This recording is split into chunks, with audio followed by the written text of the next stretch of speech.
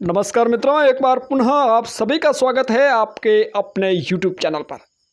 हिंदी पखवाड़ा चल रहा है और आगामी 14 सितंबर को हिंदी दिवस भी। हिंदी राष्ट्रभाषा कैसे बने, राष्ट्रभाषा बनने के लिए हिंदी के सामने कौन कौन सी चुनौतियां हैं और जिसका समाधान कैसे किया जा सकता है, तमाम प्रश्नों को समाहित करते हुए इस भाषण को तैयार किया गया है। आइए प्रस्तुत है ये भाषण। अक्षर चमके स्वर्ण सम, रचना रचे कमाल, हिंदी माता सी लगे, भाषा रूप विशाल। भारत देश एक बहुआयामी विविधतापूर्ण संस्कृति वाला देश है। यहाँ पर अनेक धर्म, जातियाँ, भाषाएं, खान पान, वेशभूषा एवं संस्कृतियाँ विद्यमान हैं। सभी भारतीय भाषाओं की जननी कही जाने वाली संस्कृत भाषा हमारी भाषाई इकाई का आधार है। उत्तर भारतीय एवं द्रविड़ भाषाओं का आधार संस्कृत ही है। भारत यह देश हमारा, हमारी मातृभाषा हिंदी, अंतर मन सब ये जाने, जगाए मन में आशा हिंदी। हमारी हिंदी भाषा आपसी मेल कराती सबसे, समझाती सबको, यह प्रेम की परिभाषा हिंदी। जहाँ तक भारत की आधिकारिक राजभाषा का प्रश्न है, तो यह प्रश्न स्वतंत्रता से पूर्व मुस्लिमों के शासन में, अरबी फारसी एवं ब्रिटिश शासन में अंग्रेजी के कारण नहीं हुआ है। वर्ष 1947 में देश की स्वतंत्रता के पश्चात देश को एक भाषा की आवश्यकता महसूस हुई। संविधान सभा की बैठक में 12 सितंबर से 14 सितंबर तक की चर्चा में बहुत सी चुनौतियां सामने आई और अंत में सभी की सहमति से हिंदी भाषा एवं देवनागरी लिपि को संघ की राजभाषा के रूप में मान्यता दी गई। साथ ही साथ अंग्रेजी भाषा को भी 15 वर्षों तक सरकारी कार्यों में उपयोग की मान्यता दी गई। उस समय के अनुसार देश की भाषा की यह समस्या कुछ हद तक सुलझा ली गई थी।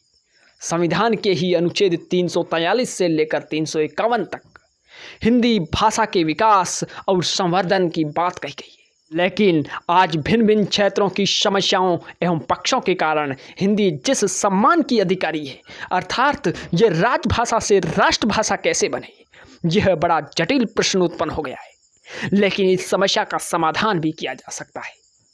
हिंदी तेरे दर्द की किसे यहाँ परवाह, एक अंग्रेजी साल में एक हिंदी सप्ताह। धड़कन में इंग्लैंड है, मुंह पर हिंदुस्तान, ऐसे में हो किस तरह हिंदी का उत्थान। महात्मा गांधी ने कहा था, राष्ट्रभाषा के बिना राष्ट्र गूंगा है। महात्मा गांधी के सौंपन के अनुसार अब हमें हिंदी को राजभाषा से राष्ट्रभाषा की ओर लेकर चलना है। इस यात्रा में अनेक कठिनाइयां हैं और उनका निवारण भी हमारे पास उपलब्ध है, केवल उसको क्रियान्वित किया जाना है।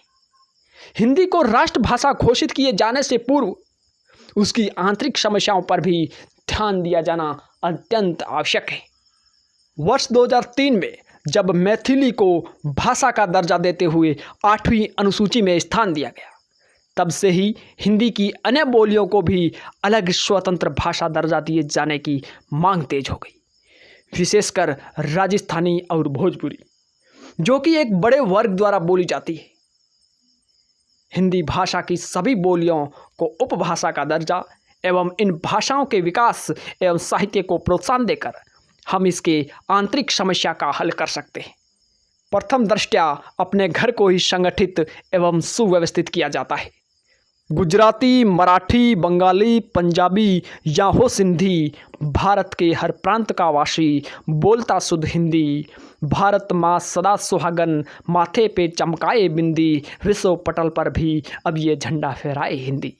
हिंदी को राष्ट्रभाषा घोषित करने में वर्तमान में एक समस्या द्रविड़ भाषी राज्यों की राजनीति भी है। ध्यान रहे, यहाँ मैं द्रविड़ अर्थात प्राचीन तमिल प्रदेश की द्रविड़ भाषी प्रजा को इसका दोषी नहीं मानता, क्योंकि उनकी अपनी भाषा अत्यंत प्राचीन, ऐतिहासिक एवं समृद्धशाली है। उसका अपना गौरवशाली इतिहास रहा है, उनका समृद्ध साहित्य है। उन्हें अपनी भाषाओं के विकास एवं उस पर गर्व करने का पूरा अधिकार है। वर्तमान द्रविड़ राजनीति हिंदी के पूर्वाग्रह से ग्रसित है। वह हिंदी विरोध के मुद्दे को सदा जीवंत बनाए रखना चाहती है। इसे हम ऐसे समझ सकते हैं। केसी सारंग मठ ने कहा था, दक्षिण की हिंदी विरोध नीति वास्तव में दक्षिण की नहीं बल्कि कुछ अंग्रेजी भक्तों की नीति है। वास्तविकता यही है। आम द्रविड़ भाषी व्यक्ति को हिंदी के प्रति जिज्ञासा है। वो टूटी फूटी हिंदी बोलता भी है और हिंदी के महत्व से भली भांति परिचित भी है। और वास्तव में दक्षिण में हिंदी की कमान इन सामान्य द्रविड़ भाषियों के हाथों में ही है। राष्ट्रीय शिक्षा नीति में जिस त्रिभाषा फॉर्मूले का जिक्र है उसमें यह नियम होना चाहिए कि दक्षिण में राज्य की आधिकारिक भाषा के रूप में हिंदी अनिवार्य हो। कुछ नियम बनाकर यह सकारात्मक संदेश भी दिया जाए कि हिंदी राज्य की क्षेत्रीय भाषाओं का अतिक्रमण न करेगी और न ही उनका स्थान लेगी, अपितु वह राज्य के लोगों की क्षेत्रीय भाषा के साथ साथ देश संपर्क की भाषा में भी निपुण बनाएगी। ठीक इसी प्रकार उत्तर भारत के राज्यों में भी हिंदी के अलावा दक्षिण की एक भाषा का सामान्य स्वरूप अनिवार्य किया जाए। निजी संस्थानों में विदेशी भाषा के स्थान पर किसी एक द्रविड़ भाषा का भी विकल्प दिया जाए। ऐसा विश्वास स्थापित होने पर एक बड़ी समस्या का हल संभव है। सकारात्मक प्रयास के साथ हिंदी को राष्ट्रभाषा बनाया जा सकेगा। श्री अनंत गोपाल सेवड़े के अनुसार राष्ट्रभाषा हिंदी का किसी भी क्षेत्रीय भाषा से कोई संघर्ष नहीं है। हिंदी भाषी प्रदेशों में ही उपेक्षा का शिकार हो रही है। यह बात सर्वविदित है। स्वयं के अपने घर में उसकी यह दुर्दशा अत्यंत शोचनीय है। आधुनिकता के लिए अंग्रेजी भाषा का फोबिया इन प्रदेशों में भी जड़ कर गया है। हाल ही में देखने में आया है कि कई हिंदी भाषी राज्यों की सरकारें अपने द्वारा पोषित राजकीय विद्यालयों को अंग्रेजी माध्यमों का बना रही है और शिक्षा में सुधार एवं उन्नति का हवाला दे रही है। राज्य सरकारों ने शिक्षा में सुधार का पैमाना अंग्रेजी माध्यम को मान रखा है। इस विचार को हमें बदलना होगा। शिक्षा में सुधार से मतलब संसाधनों में सुधार से है, गुणवत्ता में सुधार से है, न कि माध्यम के बदलाव से। भाषी प्रदेशों की सरकारों को चाहिए कि वह अपने समस्त कार्य हिंदी में ही करे, शिक्षा की गुणवत्ता में सुधार करे और आधुनिकता के नाम पर अंग्रेजी माध्यम के फोबिया से ग्रसित ना करे। उच्च शिक्षा में भी भाषा का अत्यंत महत्वपूर्ण स्थान है। इससे दुर्भाग्य ही कहा जाएगा कि हमारे यहाँ उच्च शिक्षा का ज़्यादातर माध्यम अंग्रेजी भाषा ही है। उच्च शैक्षणिक संस्थानों में विज्ञान की शिक्षा अंग्रेजी में ही दी जाती है। विज्ञान का पाठ्यक्रम अंग्रेजी भाषा में ही उपलब्ध है। वैज्ञानिक एवं तकनीकी शोध लेखन अंग्रेजी भाषा में ही होता है। यहाँ तक कि सामाजिक विज्ञान एवं मानविकी वर्ग के शोध भी ज़्यादातर अंग्रेजी में लिखे जाने लगे और इन्हें उच्च कोटि की गुणवत्ता वाला मान लिया जाता है। हमें अपने विज्ञान और तकनीक की भाषा हिंदी को बनाना है। उच्च शिक्षा का माध्यम भी मातृभाषा या हिंदी को ही बनाना है। ज़्यादा से ज़्यादा मानविकी एवं वैज्ञानिक शोध मातृभाषा या हिंदी भाषा में लिखे जाए और उनका क्षेत्रीय भाषा से हिंदी में और हिंदी से क्षेत्रीय भाषा में ज़्यादा से ज़्यादा अनुवाद किया जाए। निष्कर्ष यह है कि हम उच्च शिक्षा के माध्यम को हिंदी या मातृभाषा वाला कर दें।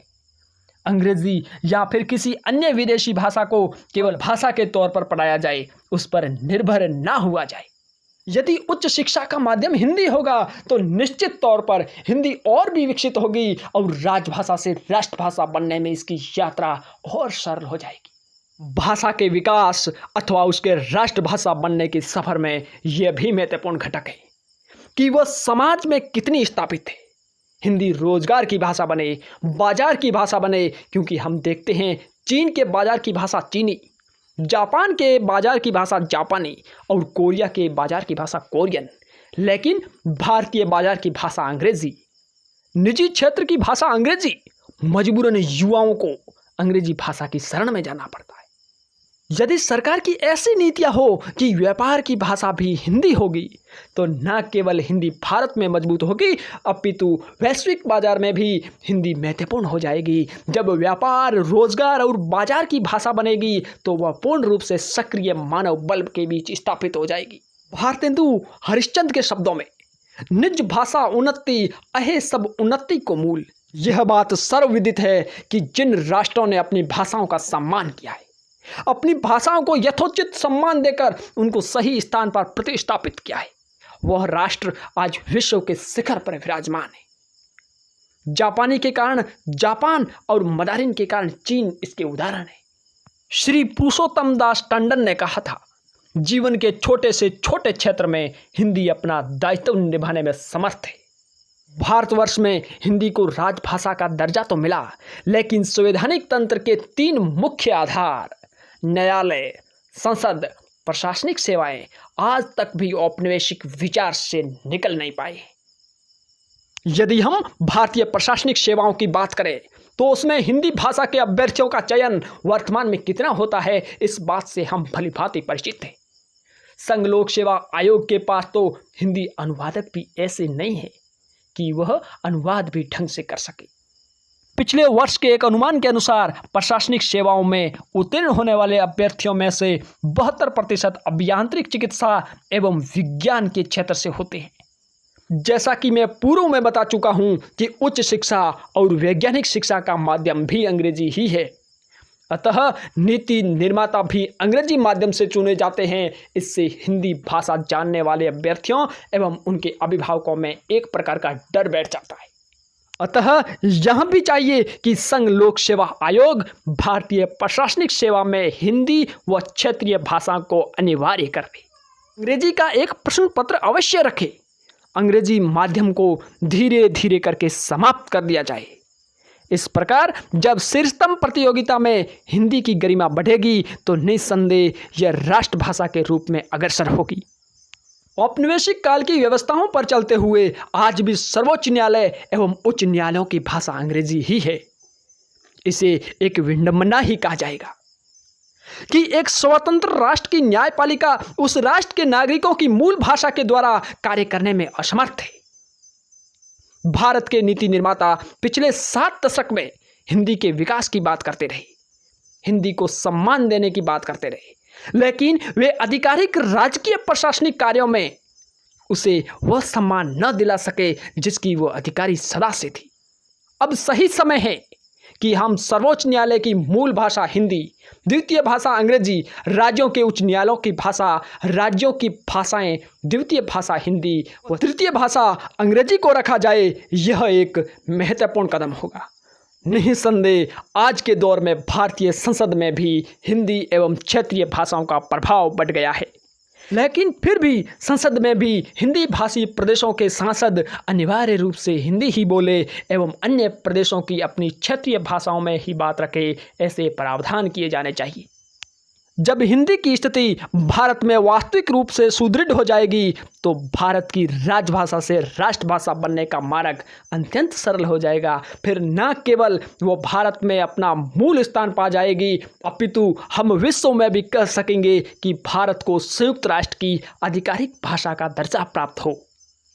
इस प्रकार निष्कर्षतः कहा जा सकता है कि हिंदी भाषा का द्रविड़ भाषाओं से समन्वय, उसकी अपनी बोलियों के सहयोग से उसकी अपनी आंतरिक समस्याएं समाप्त करके आपसी समन्वय का मार्ग प्रशस्त किया जा सकता है। उसे उच्च शिक्षा एवं वैज्ञानिक शोध का माध्यम बनाकर स्थापित किया जा सकता है। उसे व्यापार, बाजार एवं रोजगार की भाषा बनाकर वर्तमान परिप्रेक्ष्य में लाया जा सकता है। उसे भारत की वास्तविक आधिकारिक भाषा बनाना होगा। वह न्यायालय, संसद और प्रशासन तीनों में समान रूप से दिखाई दे, तभी उसका वास्तविक दर्शन एवं महत्व सामने आएगा। इन सभी सकारात्मक प्रयासों के जरिए हम अपनी इस हिंदी भाषा को राजभाषा से राष्ट्रभाषा के रूप में प्रतिस्थापित कर सकेंगे।